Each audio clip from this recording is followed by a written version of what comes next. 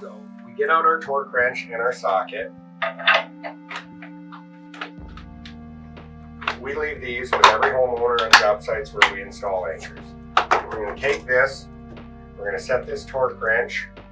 The different types of foundation walls that we'll set this for would be wood or clay block, which we would set it to 60, concrete block, which we would set to 80, or poured concrete, which we would set to 90. And what you do is you spin this around until you can get a 0 on this center line where the squiggle from the appropriate foot-pounds comes down. 80 is pretty standard for block walls. We will go until we meet that.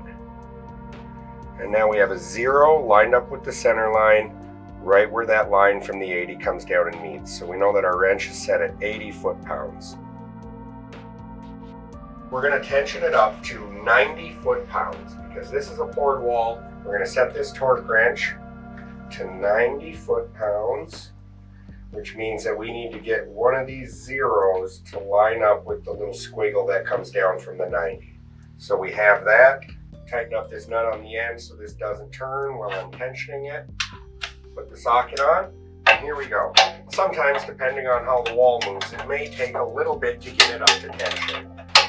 Now, it looks like we're there pretty much right away. As you can hear, when this thing reaches tension, you'll get that clicking sound. You can continue to tighten it, but we don't recommend it going past the recommended settings.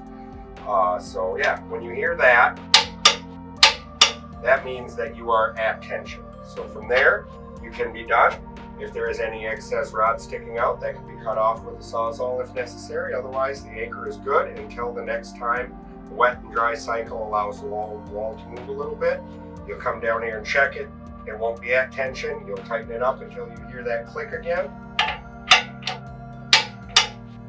And then you know you're good to go.